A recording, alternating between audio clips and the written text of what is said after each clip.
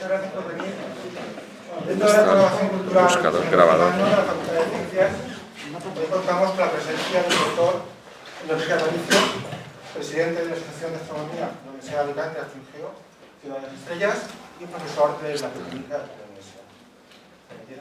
Muchas gracias.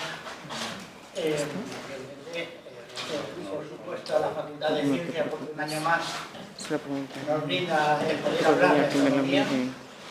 Y hoy pues, nos toca hablar unas pinceladas de algún capítulo sobre el Quijote.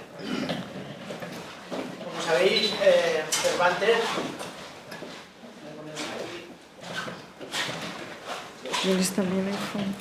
Estas son las cuatro partes que vamos a hablar hoy. Un poquito Miguel Cervantes. En el segundo capítulo vamos a hablar un poco de lo que es hoy el tema, que es la ciencia de la astronomía a través de Don Quijote y Sancho. Y en el tercer capítulo nos centramos ya en una extracción de uno de los capítulos donde habla bastante en el campo de la cosmografía. Terminando con lo que es Cervantes le llama las cabrillas, que da origen a las Pléyades. Entonces, hablar de Miguel de Cervantes es muy complejo, porque de su vida ha sido y está llena de historias, la cual inverosímiles, increíbles. Sobre todo va a pasar a la historia por el Don Quijote, por la publicación del Quijote en la primera parte en el 1605 y la segunda en el 1616. Es muy complejo, esto ya necesitaría casi por sí ya dos de su bibliografía. Cervantes estuvo en Italia y realmente allí es donde mamó, por así decirlo, se empapó, aprendió de toda la literatura italiana. Estuvo con los grandes astrónomos y veréis cómo se tuvo que mover, porque eran momentos muy difíciles, pero sí percató ese renacimiento y ese el humanismo que se estaba en pleno apogeo ahí en Italia. Entonces eso para él fue un contraste tremendo el estar visitó principalmente en Roma, en Florencia, Venecia y bastantes ciudades de Italia. Como no, también después de su aventura por Italia, como estábamos en guerra también con los turcos, con los otomanos, pues se metió a militar. Entonces allí aprendió todas las artes de navegación. Ahí tenéis, no sé si veis ahí, observando con un cuadrante a las estrellas. Por eso Cervantes era un gran astrónomo aficionado, pero que conocía todos los instrumentos, los cuales tengo que se me olvide, un esferas milas y uno que hice respecto a un nocturlabio que yo le llamo reloj de Salas. Bueno, avanzando más con la historia, o sea, su vida de Cervantes, tenemos aquí un condicionante que la batalla de Lepanto, como sabéis, su mano fue mancada. O sea, no es que le cortaron, sino que tuvo un trabucazo y luego la operación se le infectó, pusieron mal, en fin, la dejó, como la ves ahí, inutilizada. Eso le incondicionó, vamos, para poder entonces no dedicarse a navegar. Porque una de las cosas que él quería y se jactaba de saber es que dice, yo es que domino todos los instrumentos de navegación y me gustaría, estaba en la época donde el colonialismo español estaba en las Américas y entonces escribió una carta de recomendación al duque de Lerma y para ver si lo podía admitir. Y se fue denegada y entonces le dijo, pues haga usted, dedíquese a otra cosa por España, pero olvídese de ir a las Américas. Pues afortunadamente no se fue a las Américas y se puede dedicar a la escritura. Otro condicionante fue las cárceles. No sé si alguien ha leído un poco de Cervantes, pero Cervantes ha estado, pues a lo mejor, más de 10 años de su vida en cárceles. chocante, ¿no? Pues sí, y la mayoría de las obras las ha escrito, las ha reflexionado, no a lo mejor las ha escrito, pero sí las ha madurado en las cárceles. Esa concretamente es la imagen de cuando estuvo 5 años en la cárcel de Argel. Intentó escaparse otras 6 veces, lo volvieron a pillar. En las condiciones, estamos hablando del año 1690, cuando después de, ya regresaba, después de la herida de la batalla de Lepanto, y regresaba a España, y fue capturado por un barco pirata otomano, y se lo llevaron a él y a su hermano a la cárcel de Argel. Bien, hasta que no pasaron 5 años y intentó escaparse 6 veces. Y las 6 veces lo pillan. Porque siempre había chivatos entre medias, más amigos y más compañeros. Hasta que, bueno, los trinitarios tuvieron que pagar el rescate de 500 ducados de aquella época. Y por último, un poco, no último, sino esa sabiduría que aprendió al estar en contacto con grandes personas en su tiempo, y de tonto no tenía nada. Eso es lo que más, la grandeza que yo admiro a Cervantes, es la capacidad de aprendizaje y hacer aquello que le estaban asesorando. Como anécdota cuento, por ejemplo, que él se tuvo que ir a Roma, quizás por una disputa con un jefe de obra. Un jefe de obra, lo que se llama hoy un arquitecto técnico, se tuvo que irse afuera de España porque lo estaban persiguiendo. Y de como pillemos al que haya hecho esta travesura, lo meten otra vez en la cárcel. Las influencias de su abuelo, que era juez y a su vez inquisidor, pudo meterse con, no sé si os sonará, el cardenal Giulio Acquaviva.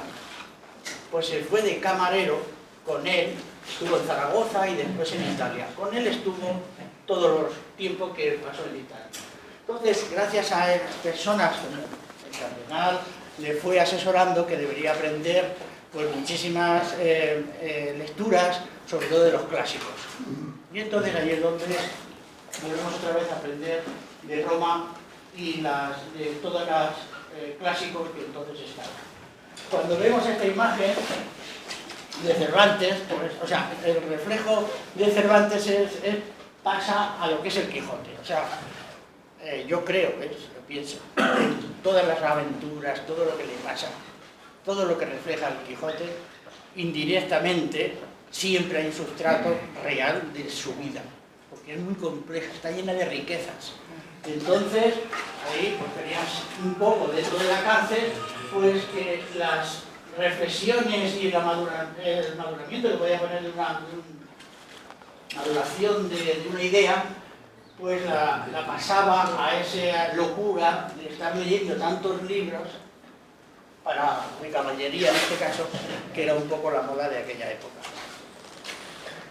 Ahí no sé si lo leéis, dice el que lee mucho, anda mucho, ve mucho y sabe mucho.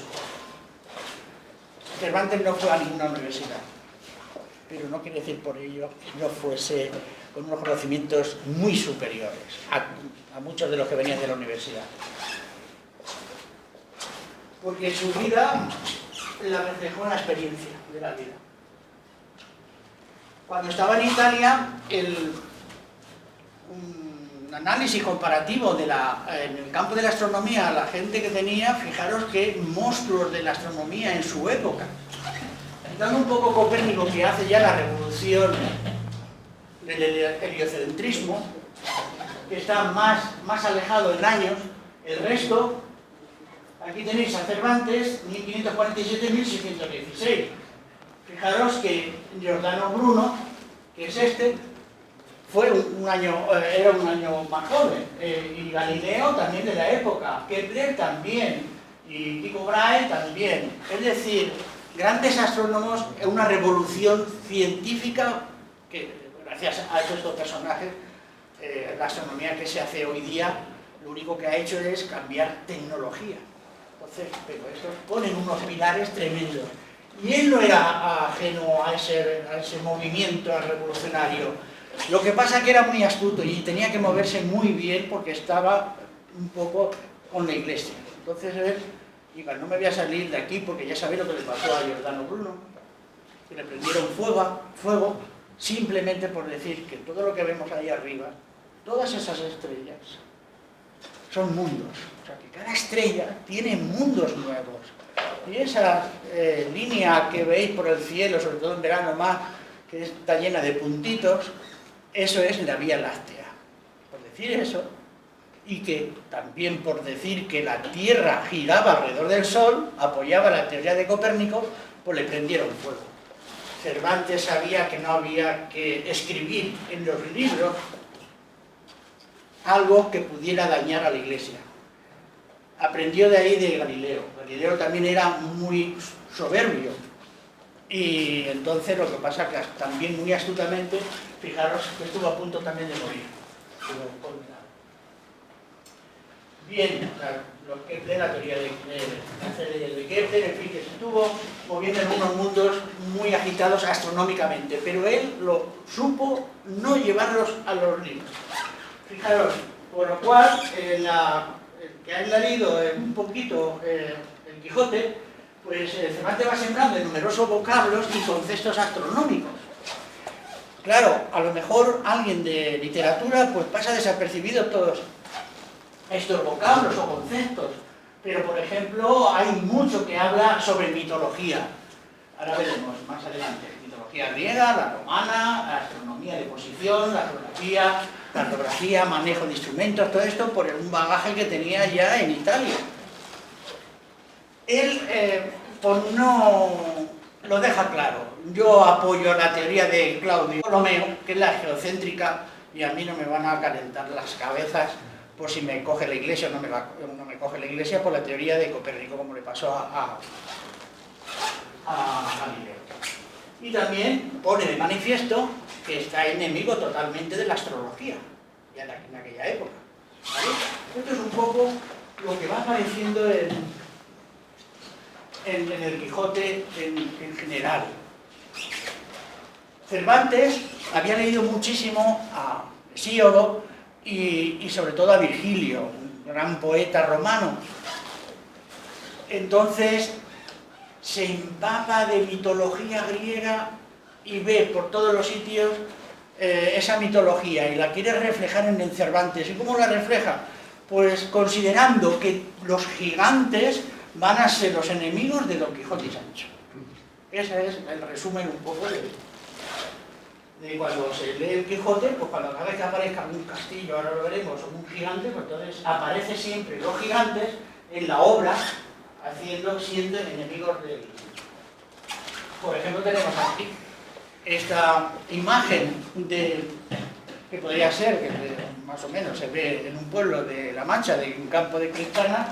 Pues esto se debe a que los dioses, que entonces Quijote veía a los molinos como un hecatónquilos, o sea que era un dioses gigantes que tenía más de 100 brazos y 50 cabezas.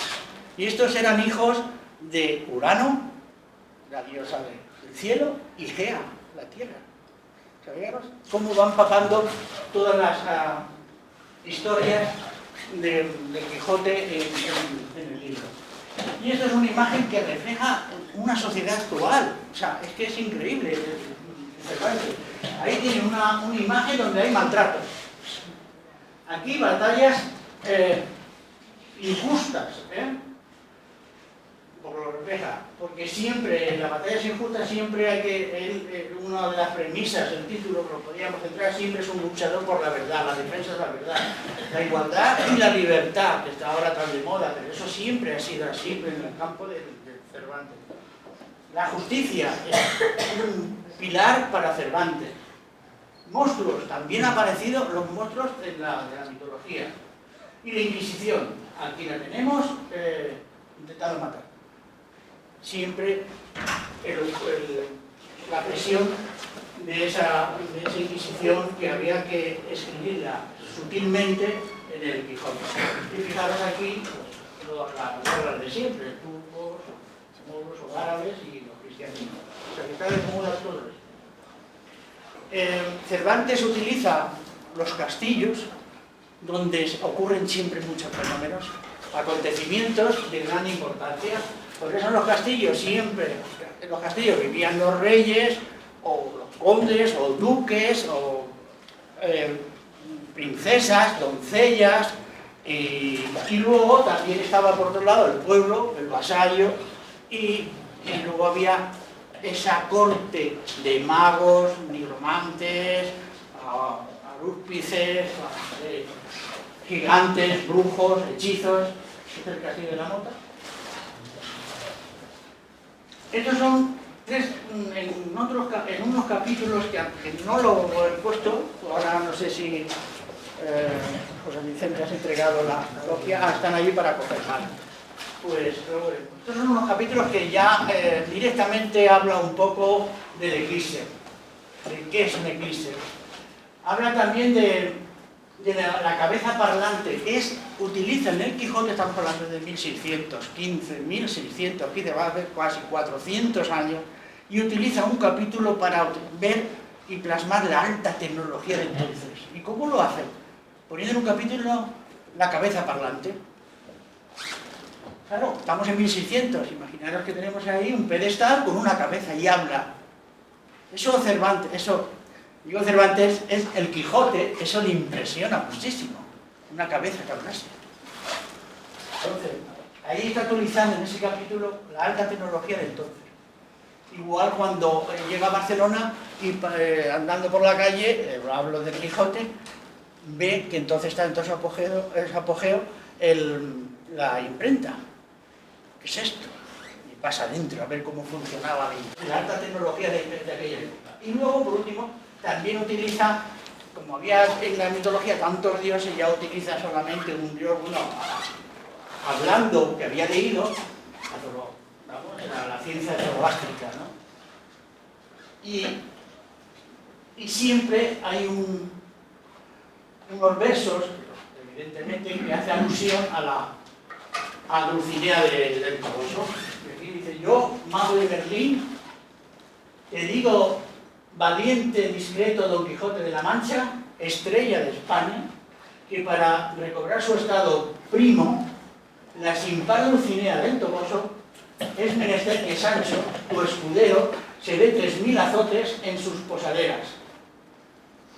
Porque tenía un encanto y quería para poderle quitar ese encanto. Dice: por Dios, que si el señor Merlín no ha hallado otra manera como desencantar a la señora Dulcinea del Toboso, encantada se podrá ir a la sepultura.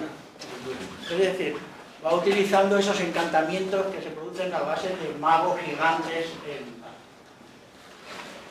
Aquí tenemos cómo ha trasladado todos los gigantes y de esa mitología ha utilizado también las constelaciones.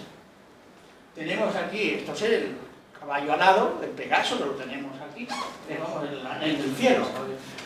El carro de fuego va a ser utilizado además en esta historia, en la aventura que voy a contar hoy, en el capítulo de hoy. Los dragones también están, porque tenemos una constelación del dragón. Cetus es el monstruo marino que tenemos aquí, la ballena, que se ve ahora, o sea, que también está debajo de Aries. La cabeza de serpientes, que es la Medusa, que soporta Perseo. Unicornio está a la izquierda de la constelación de Orión.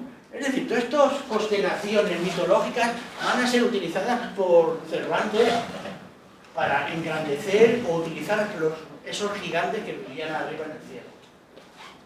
Aquí tenemos una composición de la banda zodiacal, principalmente la que está en color, ¿vale? Y luego, pues por ejemplo, tenemos aquí el monstruo marino, que es el Cetus.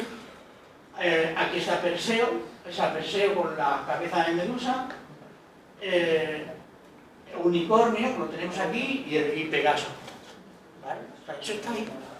Se ha utilizado toda la constelación. Luego Cervantes tenía grandes conocimientos de astronomía para poder utilizar todo esto. También, lo más interesante de las pláticas que hacían entre Cervantes y Sancho, era muy interesante porque puedo contar aquí un ejemplo. Pero también es cierto, Sancho, que no solo de pan vive el hombre, sino que hay que alimentar el conocimiento y darnos respuestas. He traído la esfera armilar porque hace alusión a ella. El astrolabio en otro capítulo también lo hace, pero bueno, he traído estos dos instrumentos. Pero para que veáis, en otro de los capítulos, no en este que voy a contar hoy, sino Quijote dice: haz, Sancho, las averiguaciones que te he dicho y no te cures de otra, que tú no sabes qué cosas sean los coluros, líneas, paralelos, zodiacos, eclípticas, polos, solsticios, equinoccios, planetas, signos, puntos, medidas de qué se compone la esfera celeste y terrestre. Que si de todas esas cosas supieras, o parte de ellas vieras, claramente que de paralelos hemos cortado, que de signos vistos y que de imágenes hemos dejado atrás y vamos dejando ahora. Esto tiene un contenido tan alto en astronomía de posición tremendo. A lo mejor lo lee alguien que no sepa la astronomía y dice, no sé de qué están hablando, pero esto es y está haciendo alusiones a toda la esfera armilar. Esto, ahí tenemos los instrumentos que él conocía, porque esto hace una descripción que cuando en otra aventura está en el barco encantado, cuando están cruzando en el Ebro, que es muy graciosa también, habrá, dice, ay, Sancho, si yo tuviera un astrolabio, yo sabría qué latitud estaría. Es decir, hace alusión porque él sabía manejar. Luego, esto es un cuadrante que lo ha manejado Colón y él sabía cómo funcionaba. Esto es la alusión de esos astrólogos andantes que iban engañando a la gente. Conocía muy bien los vientos y las direcciones, la rosa de los... En la esfera armilar, esto es el reloj de Sancho, lo tenemos aquí. Geometría también sabía, porque hace alusiones a la geometría, para hacer esas líneas, esas esferas, y evidentemente el tiempo y distancia. Y aquí por la orientación por una brújula. Esto lo conocía muy bien. Y ahora que leer en otro capítulo muy interesante que habla sobre la ciencia. Lorenzo es hijo de, en este caso es hijo del caballero del Verde Gabán, en uno de los capítulos, que es el capítulo 18 de la primera parte. No tiene desperdicio. Esto creo que es lo que tenéis en las fotocopias que hemos hecho para aquellos que no lo hayan cogido antes de iros a cogerlo. Lorenzo le dice, hijo del caballero del Verde Gabán, ¿qué ciencia, pregunta al Quijote, qué ciencia es esa que dices que encierra todos del mundo? Todas del mundo. El Quijote le contesta, el que profesa esta ciencia debe ser jusperito y saber las leyes de la justicia, distributiva y conmutativa, para dar a cada uno lo suyo. Ha de ser teólogo, para dar razón de la fe cristiana que profesa. Además de caballero andante, médico y herbolario, ha de saber las matemáticas, porque en cada paso se ofrecerá necesidad de ellas. Fijaros que es importantísimo que la gente aprenda las matemáticas y ahora se está volviendo otra vez a recuperar un sentido común de la matemática. Formando parte de la única ciencia de la caballería andante, donde encierra todas las ciencias del mundo y como mantenedor de la verdad. El caballero andante también debe de conocer los cielos, nubes y soles de los polos y los equinoccios, lenguas marinas y de paralelos, y va del ánima del cosmos a unas matemáticas que nos dan idea de los tiempos y distancias transcurridos. Estamos en el siglo XVI, finales. Esto, veis que engloba todo el conocimiento que de Cervantes lo va a transmitir. Aquí tenemos una cartografía mundial, mapa mundi de aquella época, donde era todo un descubrimiento, por lo cual no tiene, allí tenéis todo dibujo, esto está lleno, esto es una cartografía que alude al sistema geocéntrico, esta es las constelaciones boreales, constelaciones que habría que hacer nuevas, en un eclipse, aquí tenemos el eclipse, la posición, monstruos, es decir, esto no tiene desperdicio, tampoco con detalle. Y luego he puesto también, como importancia, el conocimiento que tenía Cervantes sobre la geografía española y la época de entonces.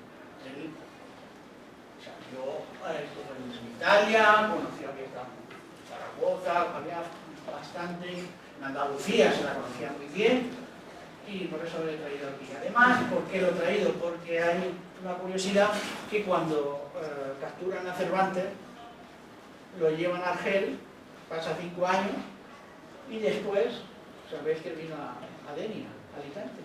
¿Lo sabéis? Pues ya sabéis, Cervantes, después de salir de la cárcel, de haber pagado los trinitarios, pues llega a Denia, al puerto de Denia, que está aquí. Y desde ahí ya bajó a Alicante y se fue a Madrid. Aquí lo tenemos. Es una anécdota curiosa que por eso en Denia hay el Instituto de Secundaria Cervantes. Tenía grandes conocimientos de la bóveda celeste, porque hace alusión y además no solamente hablaba de la mitología, sino esta zona es la que más le gustaba a él. Ahora veremos. Efectivamente, ya por aquí pues está Orión, tenemos el triángulo de invierno, con Betelgeuse, con Sirio y Procyon, luego tenemos aquí Géminis, y si subimos por las Tres Marías o los Tres Reyes, encontramos Aldebarán, que es la estrella principal de Tauro. Y más arriba encontraríamos las Pléyades, que Cervantes le da el nombre de las cabrillas. Ya lo veréis por qué. Y luego aquí arriba tenéis Auriga, el cochero, que también tiene una explicación. Bueno, esto en las fotocopias, no voy a leerlo, pero estos son unos 8 capítulos, 10, no os he contado, que son interesantes a aquellos que les guste la astronomía y además la literatura. Puede extraer bastantes conocimientos del tema. Esto, ahora cuando salgáis, recogéis. Yo me voy a centrar en este capítulo, en el capítulo 41. ¿Qué es este? De la venida de Clavileño con el fin de esta dilatada aventura. No tiene desperdicio y es apasionante de leerla. Yo me la he hecho una adaptación para que me pueda comprender, porque también está casi escrita en castellano antiguo y también a veces resulta un poco ardua el poderlo leer. ¿Vale? Que es de Trifaldi. Van a emplear una estratagema para engañar a Don Quijote. Ese es el vincularse, evidentemente. Y ahora empiezo con la aventura. Ocurre estando Quijote y Sancho por Aragón. Y entonces llegan a ellos, estaban cerca de Zaragoza, le llega una carta, le llega un soldado, le llega una carta a ellos, a Don Quijote, de una invitación. Una invitación de que si podían ir unos días al Palacio de los Trifaldi, a pasar allí unos días, pues a cambio de contar aventuras y historias, leyendas que conocían mucho. Bien, pues acceden a esa invitación y, escoltados por una comitiva de los guardias del duque de Trifaldi, pues llegan ahí al gran palacio aristocrático de aquella época. Bien, pues allí pasaron antes toda la tarde, estuvieron toda la tarde el Quijote contando pues aventuras, porque claro, les encantaba a los duques, porque siempre tenía, estos duques siempre tenían muchos invitados y utilizaba pues, gente pues, curiosa para que les contaran cosas. Y entonces Quijote y Sancho pues estuvieron ahí toda la tarde pues, contándoles sus aventuras y sus hazañas. Después se hizo la noche y se fueron a descansar pues el Quijote. Y entonces cuando se fueron a descansar y estaban los duques un poco a solas, empiezan a idear esta trama que es la que va a servir de engaño a los dos. Dice, vamos a ver cómo hacemos esto muy bien hilado para que podernos reír de los dos. Entonces cuando empieza ahí la historia de la aventura del clavileño. Entonces empieza cuando se despiertan. Al día siguiente, Quijote y Sancho se despiertan porque venía una comitiva, que la tenemos aquí, con flauta, con tambores, y haciendo mucho ruido, y llegaban al palacio de los duques de Flandes. Y venían a pedir ayuda. Y en esa ayuda, pues tenemos allí a Sancho y a Quijote, Sancho y Quijote y los duques que están aquí. Entonces, en esa ayuda, a ver, ¿quién es usted? Pues le pregunta. Primero los duques, y dice, yo soy, aquí, vestido de túnica negra, hay un manto blanco, dice, soy la dueña, esta se le llamaba la dueña dolorida, vengo en representación de la princesa Antonomasia, y venimos a pedir ayuda porque nos han dicho que aquí está hospedado, como invitado, por así decirlo, el señor Don Quijote de la Mancha, que realiza aventuras y hazañas y quita encantamientos. Y digo, sí, es verdad. Y dice, pero ¿por qué quiere usted que le ayudemos? Y dice, pues porque la princesa a la cual nos debemos nosotros se ha enamorado de un doncel de bajo linaje y su madre no quiere que se case.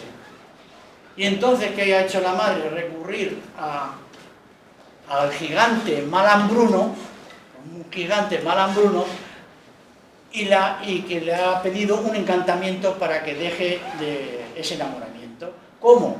Pues le ha hecho que a las mujeres le crezca la barba. Por eso aquí vienen todas, esta es la ama de llaves, para que lo entendáis, de la princesa, y toda la corte y las doncellas con barbas, porque el hechizo que le había hecho el gigante Malambruno era precisamente que le creciera la barba. Y entonces venían a pedir ayuda para poder quitarle la barba. Por eso aquí tenemos el gigante Malambruno y la princesa Antonomasia. Cuando aquí ya esta es una acción, pues vale, pues Don Quijote le dice que vale, no hay problema. Vamos a quitar el hechizo. Dice, pero ¿cómo voy a ir a quitar el hechizo? A un gigante que vive en los cielos. Dice, pues no te preocupes, que Malambruno me dijo que mandaría un caballo de madera sin ir a hablar con ese gigante. Y en esto al rato aparecen los criados portando un caballo de madera. Bueno, pues a partir de aquí la duquesa y los duques le dicen, bueno, pero me han dicho que si ustedes van a subir tienen que hacerlo con los ojos vendados, porque si no van a saber el camino para llegar al gigante, y una de las cosas que el gigante quería era que tuviesen los ojos vendados, tapados. Y además le dice que aquí, debajo del ojo, hay una clavija que girando la clavija sube y inversamente, pues, o sea, en giro contrario, pues baja el caballo. Esas son las explicaciones que le da y las condicionantes para poder subir. El Quijote dice, vale, pues vamos a rescatar, no, a hablar con el gigante Malambruno para quitar esa. Pero Sancho no quería. Esto aquí ya viene el sentido común de Sancho. Dice, pero ¿por qué vamos a subir a andar por los cielos en un caballo de madera? ¿Estamos locos o qué? Empiezan con los achaques, y entonces uno de los achaques, pues dice, yo no subo porque ni tengo ánimo, ni soy caballero, ¿por qué tengo yo irme con él? Otro dice, es que este rapamiento no se puede hacer sin que yo suba a las ancas, bien puede buscar mi señor otro escudero que le acompañe. Más excusas. ¿No hay otro modo de alisar los rostros de estas señoras? Dice, yo no soy brujo, ¿por qué tengo que ir yo andar por los aires a hablar con el malambruno ese. Como lo habían prometido, no sé si sabréis, el gobierno de una ínsula, y ahora dice, ¿qué dirán mis insulanos cuando sepan que su gobernador se anda paseando por los vientos? Dice, si yo subo, estoy con mis posas es el culo, en una tabla rasa, que era el caballo. Dice, por lo menos al menos traen un cojín. Otra duda, puesto achaques para no subir. Dice, ¿y si el caballo se cansa o el gigante se enoja? Tardaremos en dar la vuelta media docena de años. Otra, dice, qué bien se está San Pedro en su casa. En Roma. Quiero decir que yo estoy muy bien aquí en esta casa. ¿Para qué tengo que irme por ahí fuera? Otra duda. Le dice a la duquesa, dice, ¿podré encomendarme a nuestro señor? Le dice la duquesa, sí, porque Malambruno es cristiano. Fijaros, porque astucia trabaja el lenguaje. Última, dice Sancho, según Virgilio, el Paladión de Troya fue un caballo de madera que los griegos presentaron a la diosa Palas, el cual iba preñado de caballeros armados, que fue la ruina de Troya. Y así será bien ver primero lo que el clavileño tiene en su estómago. ¿Está viendo? Por si acaso. Seguimos. Ya están convencidos y dice el Quijote a Sancho, no te he visto con tanto miedo desde la aventura del Batán. La aventura del Batán es de risa total. Es donde da origen al reloj de Sancho. Dice, no pongas tantos achaques que van a poner en duda nuestra valentía. Sancho contesta, pues que nos tapen los ojos y partamos girando la clavija.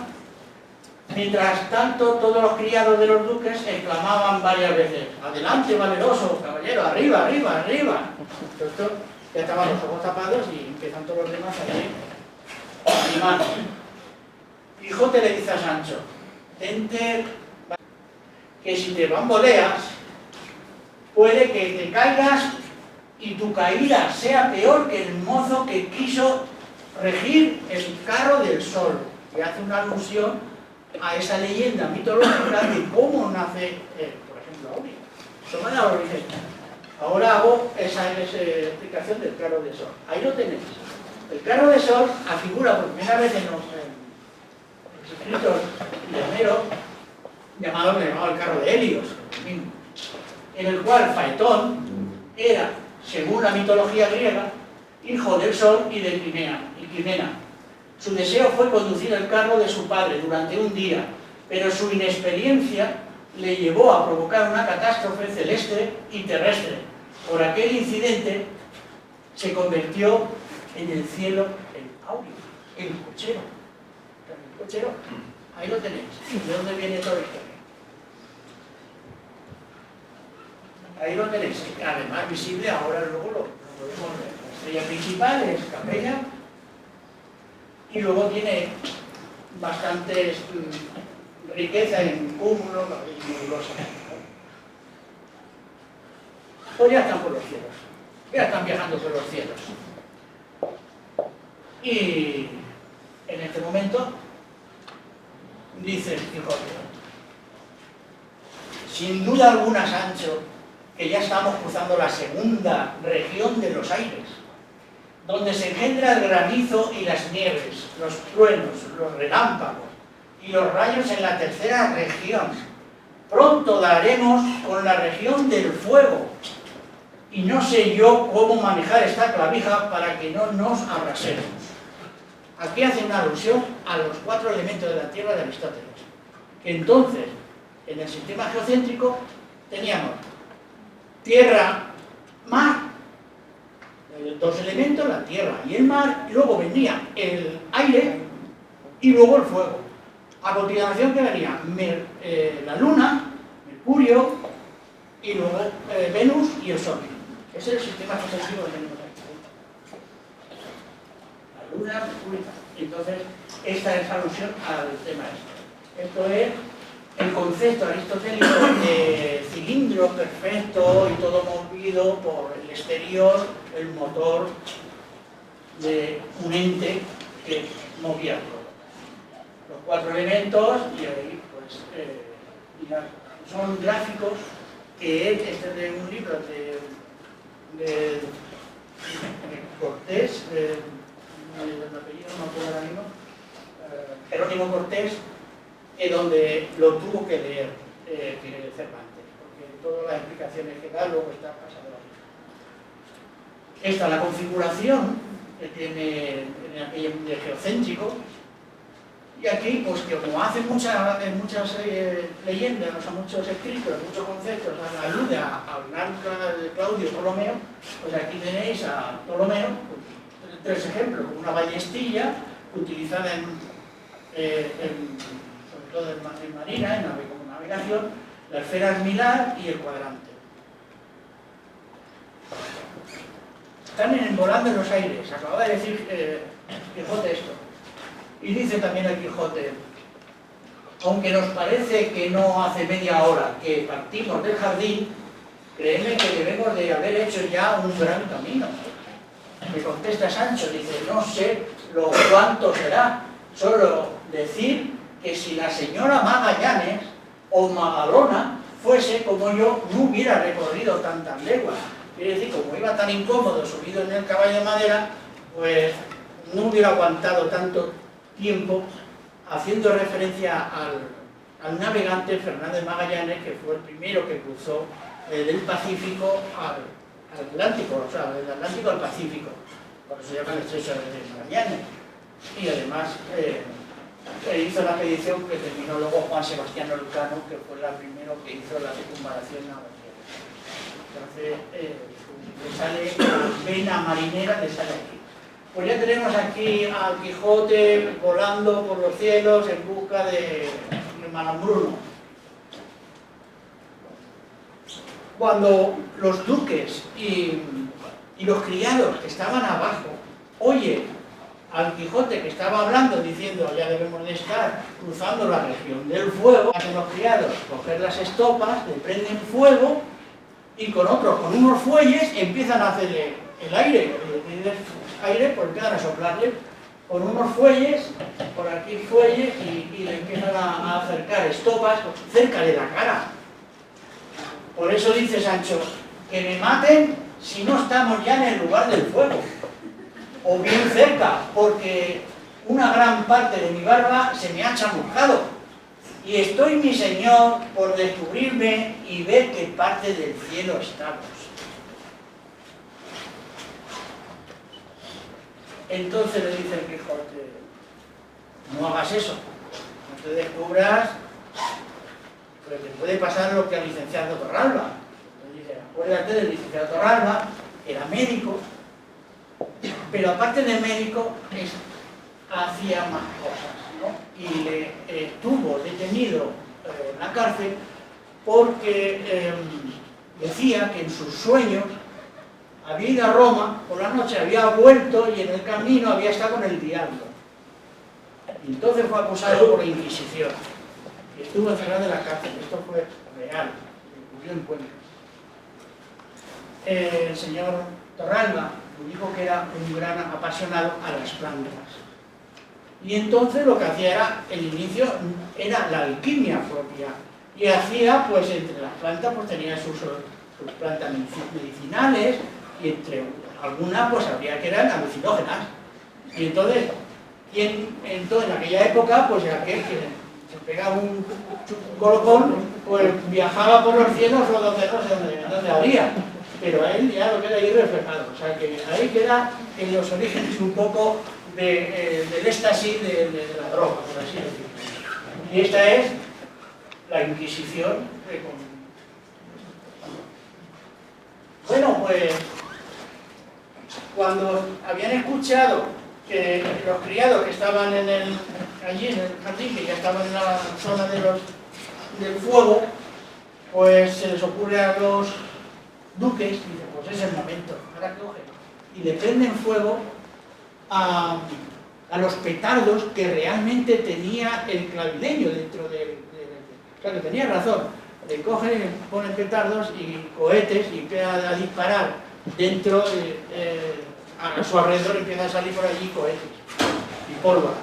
Y entonces dice, realmente en su interior había eso, los criados hicieron explotar ambos y cayeron al jardín, dando con los huesos en el suelo.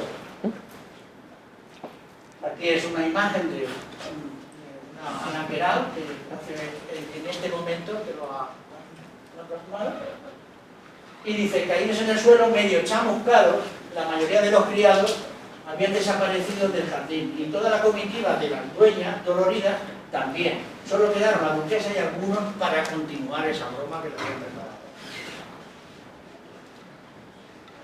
Una vez que ya se recuperan del susto, después por la tarde pues ya tienen otra sesión con los duques. Y entonces le pregunta a la duquesa de Trifaldi ¿qué es lo que vio por los cielos? ¿Me puede explicar en esa aventura que han hecho? Bueno, antes de eso, antes de empezar, le dice a Don Quijote y Sancho que el encantamiento ha sido ya corregido, subsanado, ha sido liberada la princesa Antonomasia, porque había una nota cuando ustedes cayeron en el suelo, pues que decía que por el gran atrevimiento que habían tenido Don Quijote y Sancho Panza, por haber realizado esa aventura y haber subido a los cielos, la princesa Antonomasia queda libre del encantamiento y ya desaparecen las barbas. Sí, pero ahora cuéntenos un poco qué es lo que han visto por los cielos. Aquí en una escena que cuando está preguntándole a ver qué es lo que había visto. Dice, lo primero que vi, que yo no quise desobedecer a mi amo, pero al final lo hice, porque estábamos muy calientes y yo necesitaba saber en qué parte del cielo estábamos. Y entonces me levanté así un poquito y miré así a ver por dónde, para saber dónde estábamos. Y vi que era muy pequeñita, como un grano de mostaza, la tierra. Y dice, ¿y los hombres? La duquesa dice, los hombres como una avellana. Entonces, parece un contrasentido, y ya dice los duques, este está loco. Pero, hilando todo esto, la avellana de los hombres hace alusión a un gigante. Por eso dice, esta es la figura que pinta. Aquí, un grano. La tierra era muy pequeña, sin embargo, los hombres eran muy grandes. Vale, eso es lo primero que vio él. ¿Y qué más?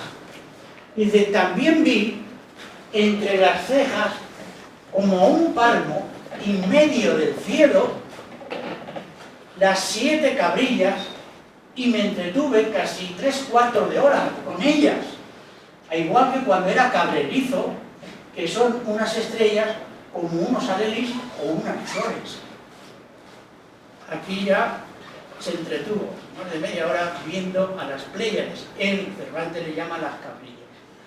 Y como Sancho era pastor, por eso hace alusión que eran como unas cabras allá arriba. Aquí pues una imagen refrescante, relajante de las alelí y de las flores. Porque compara, no hay mejor relación que la naturaleza. La naturaleza se expresa en la tierra con flores y arriba con estrellas de distintos colores. La duquesa de Trifaldi pregunta, ¿y tú, Don Quijote? ¿Vistes algo? Del Quijote. Yo noté que estábamos en la región del fuego, entre el cielo de la luna y la última región del aire. No podíamos llegar al cielo donde están las 7 cabrillas que Sancho dice que sin abrazarnos. Sancho dice, dice, y como no nos asuramos, o Sancho miente o sueña. Sancho dice, no miento, ni miento ni sueño. Os diré más, pregúntame por la seña de tales cabras. La duquesa le preguntó que la dijese, y Sancho habló de ellas, dice, 2 son verdes, otras 2 encarnadas, otras 2 blancas azuladas, y otra mezcla de todas. La duquesa dice, no sabía que había cabrillas en el cielo, al igual que en la tierra. Y el duque le pregunta a Sancho, ¿vistes entre las cabras algún cabrón? Dice, no señor, pero oí decir que ninguno pasaba de los cuernos de la luna, que los tenían muy cerquita. Estaba la luna en cuarto creciente en esa aventura. Los duques, mientras seguían riéndose, dejaron de preguntarle, ya que o estaba soñando o se lo estaba inventando, ya que no se habían movido del jardín.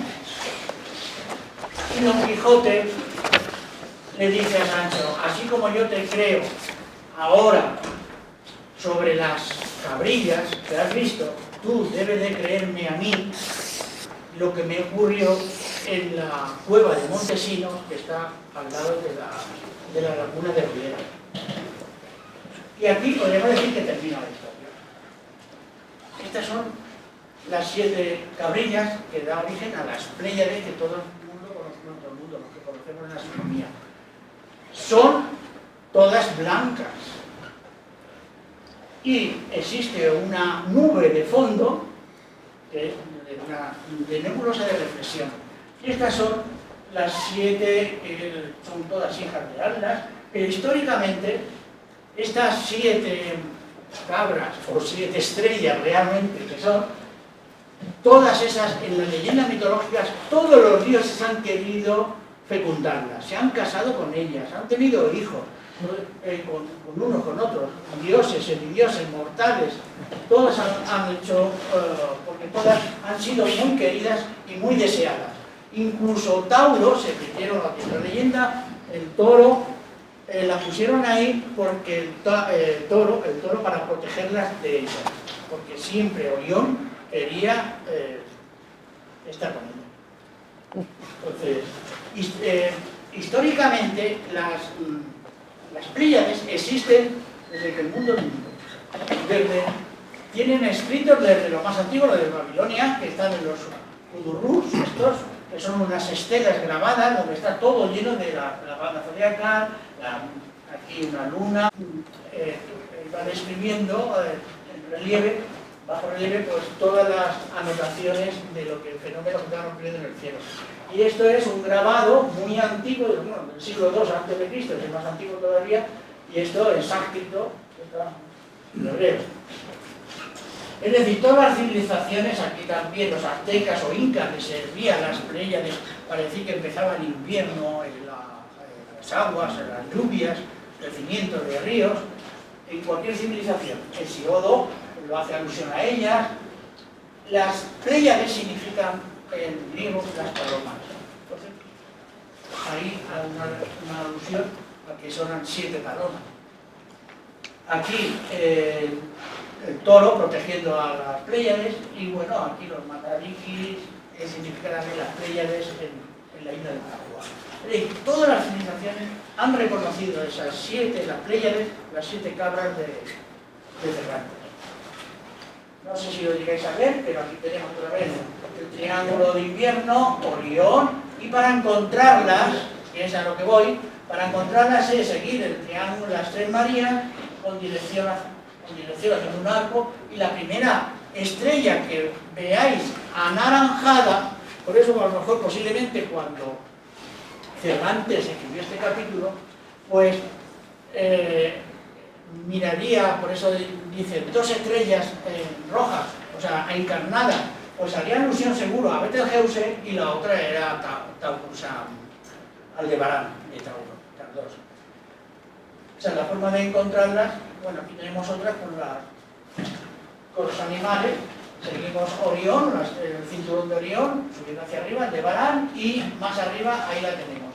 Siempre, para no equivocaros, también si reconocéis a través de Casiopea, bajáis a Perseo, y en el pie, Perseo está así colocado, pues continuando con el pie derecho de Perseo, aquí sale, ahí la tenéis. Aquí no está, pero bueno. Siempre en una forma a través de Perseo o a través de Orión. Luego, dentro de la constelación de Tauro, pues estoy ya hemos terminado la historia, y es el último capítulo, ya terminando, y estoy refrescando un poco la memoria de la astronomía. En la constelación de Tauro. Tauro es muy rico, sobre todo porque hay dos cúmulos muy importantes, uno el de Iliade y el otro de las Pléyades, y luego la beta de Tauro es común al cochero, ese cochero que está ahí en el espacio viajando el Auriga. Entonces vamos a verlo por con detalle. Fijaros, M1, aquí las Iades, que son, fijaros que hay una riqueza y más, aquí tiene más colores, posiblemente, aquí donde puede haber estrellas encarnadas o anaranjadas, azules, blancas, y posiblemente, si tenemos la suerte que pase un cometa con bastante proporción, con bastante composición de oxígeno, se vería verde. Entonces tampoco estaba tan descabellado cerrar la tendencia. Y las Pléyades, como el catálogo Messier tiene 45, pues era un poco más arriba. Localizar a Orión, subir hacia arriba, a Aldebarán, y ahí tenéis las Pléyades. Miradlas. Son que puede que ocurra como a Sancho, que se entretengáis más de media hora con ellas. Aquí la riqueza de esa zona, como ya en un observatorio, pero a su vez, por esa zona siempre suelen pasar bastantes cometas. Y aquí, fijaros, tiene composición más con oxígeno y un poco azulado tirando a verdoso. Aquí la región de las Pléyades, aquí nebulosas, y aquí pues sacos negros, nubes negras. Esta es fantástica, la imagen de las Pléyades.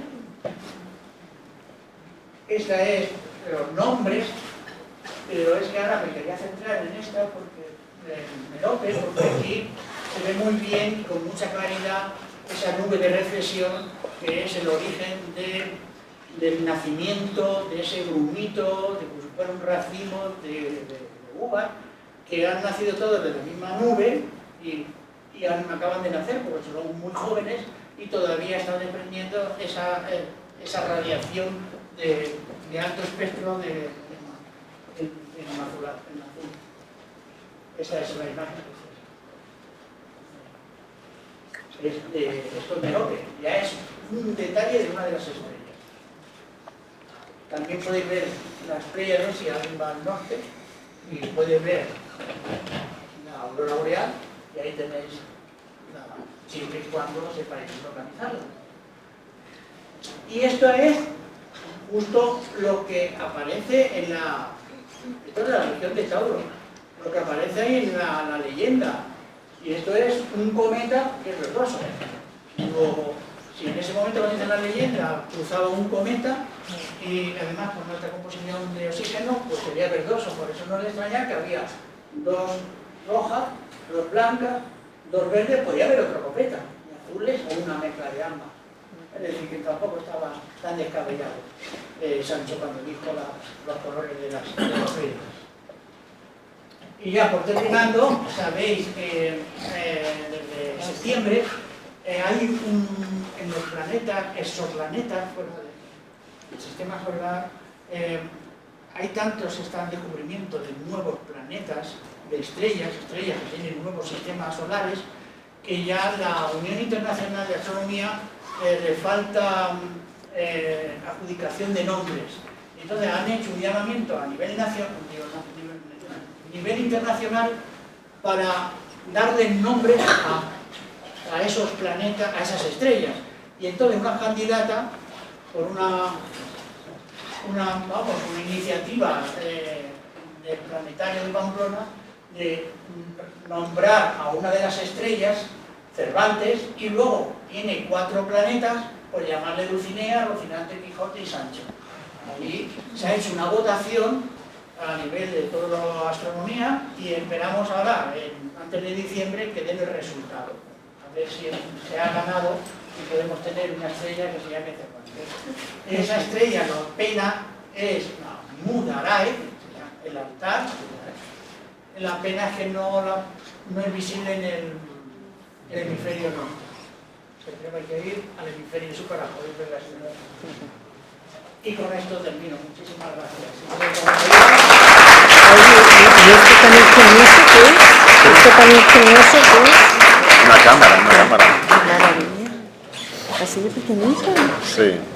Qué monada, ¿de qué casa es? Si hay alguna duda, si no, pues Es a las China. 7:30 pondremos los telescopios ahí en la plaza de Miguel Hernández y veremos sobre todo a las Pléyades, a las cabrillas y el cuerno del cabrón, hablando claro, no está ya pronunciado porque ya estamos en cuarto menguante ahora. O sea, ya no se ven tanto los puntos cuernos. Oye, pues ¿Vale? es una monada. ¿Y te Que queda se vaya a bien? quedar, pues que Regular. vaya abrigado. ¿La porque conectas ahí, pues, por Bluetooth? Por aquí wifi. a 15 minutos. Es que no sé manejarla, la tengo nueva, recién estrenada. Qué habilidad. Ya. Pues nada, a ver si te queda bien. Bueno.